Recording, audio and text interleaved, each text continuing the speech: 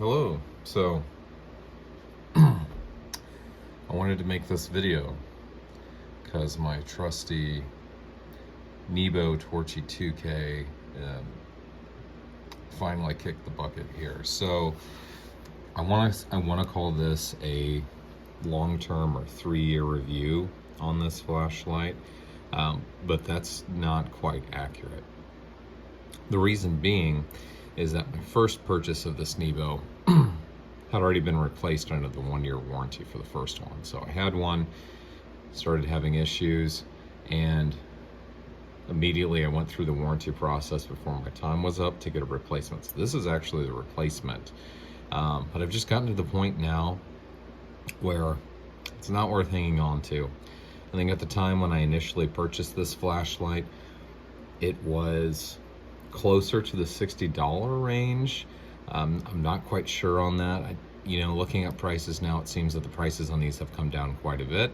And you can see that I have the standard gray one that I attempted to paint camo, which has seen significant wear, which now they actually have a mossy oak one, which I think is kind of funny.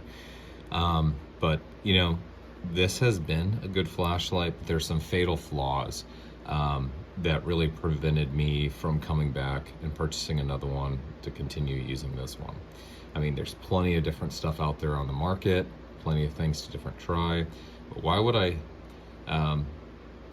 for 40 bucks, why wouldn't I stick with this or come back to this? Why would I go out and spend over $100 to upgrade to specifically a completely different format, model, platform? So, the more I've been thinking about this flashlight, I really want to compare it to a good, 4 or 5 year old pickup truck, right? And you go up to a used car lot and you're looking at this pickup truck and it's clean, it doesn't have any rust, it's a nice truck, it's got 4-wheel drive, the price on it's great, you're like, awesome. And then you find out it's a 4-cylinder. That's not always the end of the world, but that's kind of what this flashlight feels like to me, because the pros of this flashlight, just starting off, this reversible clip is fantastic. I use that. I never really realized how much I actually use that, but this weight of this flashlight, it's very robust. It's super heavy duty on the outside. The feel of it is very heavy duty, but it's still light enough that you can attach this to a baseball cap and use it as a headlamp. And that's something I did all the time. So my job, my work, I'm using a flashlight every day, multiple times a day, usually in pretty shitty environments, crappy environments. So crawl spaces, attics, things like that. So this clip is fantastic. The build, like I was saying, the body of this flashlight is fantastic. The weight is good. I really love this here, how this feels in the hand. This texture is great. Something that I can't do with the $100 flashlight. I can't tail stand this light at all. This can, which is great to beam up, to illuminate the area you're working. It also has the magnetic base. That's super nice to be able to just support the flashlight wherever you're at, if there's metal nearby. This bezel is really nice. I really like it. It's protected the lens. All the wear on the body of this flashlight, that lens is still in pretty good shape. But the fatal flaw of this, well, let me say first, sometimes the lighting modes are kind of annoying. I can't remember if there's actually recall memory in this, but I found myself trying to cycle to get to the mode that I wanted often. Usually it's like when I turned it on, it really wasn't where it was at, where I wanted it to be. But the fatal flaw with this flashlight, I'd say there's two actually. The first is this cap. Now this is NEBO's magnetic charging base. And as you can see, that brass section there, I believe that's our positive contact. But the problem is that little brass section right there, being that this is magnetic, frequently I would have to try to get a little pick or a little tool and clean this area out because debris would build up. You can see how much oxidation is there. I feel like that interfered with charging. It's just annoying, because the problem that you experience with this flashlight is you throw it on the magnetic charger and it snaps on the back. And it's got a color light indicator that's supposed to show you if it's charging or if it's fully charged or whatever. And you'd oftentimes have to fiddle with that charger to ensure that it was actually charging. Nothing is more annoying than putting this on the charger and coming back the next morning or multiple hours later to realize you haven't received any charge whatsoever. So from that point, once I realized how bad that magnetic charger was, I decided to go and get in a tray charger for this battery. You can't use a tray charger for this battery, and I'll get to that.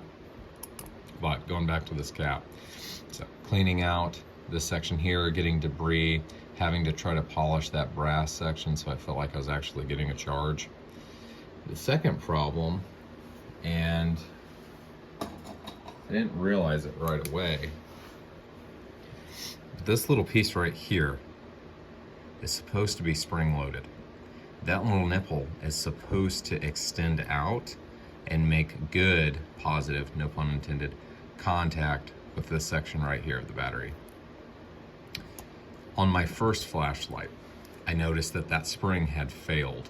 I don't know if the spring crumples or if it gets moved around or what happens in there, but this no longer depresses like it first did. So the flashlight still worked. It didn't make very good contact, and oftentimes you would see a lot of shaking, a lot of disturbance in the light, probably because it's not a spring on this back side. It is a spring on the inside, or it's some type of tension button in there. Since there's no spring here, you'd see a lot of almost micro flickering of the light, depending on if you bumped it down or if you hit it or pulled it out of your pocket just right, it would. I would almost have to unscrew and rescrew the cap back on to kind of get that flickering to stop. So I've seen guys, there's a tool that you can use to actually unscrew this base from this cap and try to replace that micro spring. It's just not worth it for me. It's not, if I felt like there were other features of this flashlight that really made me want to keep this flashlight going, maybe. But to take this thing apart, there's videos on it if you want to watch it, to try to fix that spring, that's too much. It's too much for me. It just makes no sense, especially with the inherent flaws or problems that this base creates. The second problem, and the most fatal of the flaws, is I can deal with the intermittent charging. I was very studious about, I had learned all the tips and tricks and hold it just right, get the charger on there and come back and check it to make sure I was getting a good charge. But at this juncture, I believe my battery it's lost its recharge life. So on its face, it's an 18650. It's not an 18650. This is actually longer than a standard 18650. This is also, there's a specific name, I do not recall the name, but this is a kind of I don't want to say dual polarity, but we have a positive and a negative contact here. Or on a standard battery, that's not the case.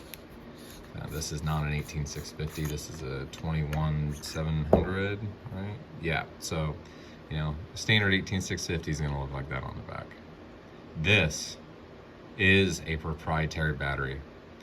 Now, at the time of this filming, I had gone to NEBO's website and tried to look for a replacement battery, and I couldn't find one that specifically said Torchy 2K. Maybe been out of stock, it might be available, but it's just super annoying that it's a proprietary battery. There are fantastic batteries out there. There are different models. A lot of people, like if I wanted to ditch the magnetic-based charging altogether and I wanted to do a slot charger, or I wanted to charge the battery directly like a lot of Surefire batteries, you can't do that. You can't swap it in. Now, based upon my research, there is a modification that you could make because a standard 18650 is shorter. Actually, I think a standard 18650 would stop right about there. You could put some type of conductive washer in here, like a piece of copper. You could fabricate a spring or something, and you should be able to get a standard 18650 to work. I don't want to do that.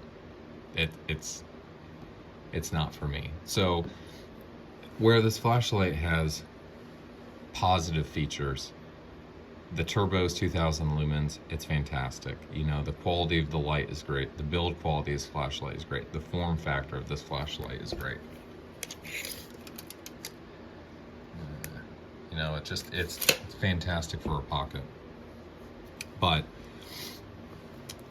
where this is good, these are your fatal flaws. So, like I said, I think I'm going to say that this is a long-term review. This is a 3-year review. I gave it a second shot, even though I went after the warranty the first time around.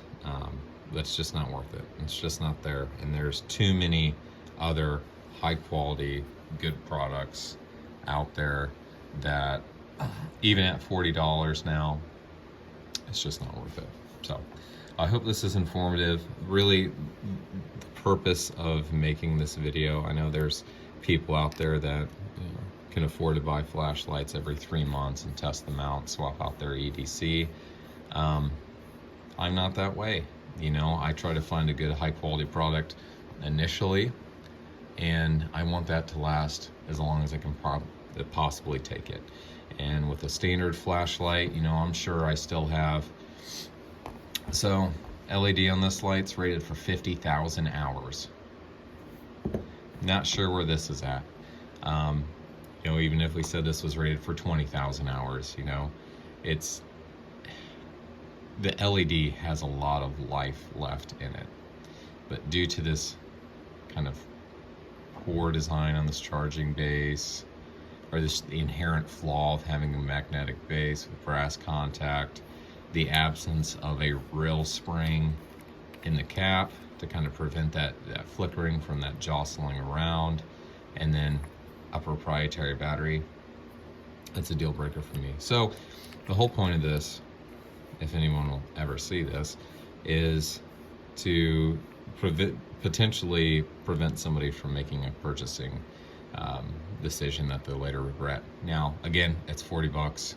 Somebody might buy this if it lasts a year and then they toss it. They might be happy with that. I was just kind of disappointed. So I think that's that. I will say, if you go on Amazon, this flashlight has thousands of 5-star reviews for a good reason. But just kind of reading through a lot of those reviews, I felt like they were first impressions. The failure of my first NEBO I experienced, like I said, it was probably within the first 9 months of ownership. My replacement, I kind of just dealt with the problems that were irritating, annoying, inconvenient. I dealt with multiple times having a flashlight that flickered while I was trying to use it, or that had just failed to charge because of a poor charging system. So I hope this helps somebody make an informed decision before they purchase. This is not a repair video. This is not a fix video. There are those out there. So if you want to spend more of your hard-earned time and money trying to repair this platform, have fun. But I don't know. Plans for this one, I might try to experiment with a copper washer and try to get a standard 18650 and just throw it in the truck, you know, just to have a backup. But if I can't do that, that doesn't work, it's gonna see the trash. So thanks guys.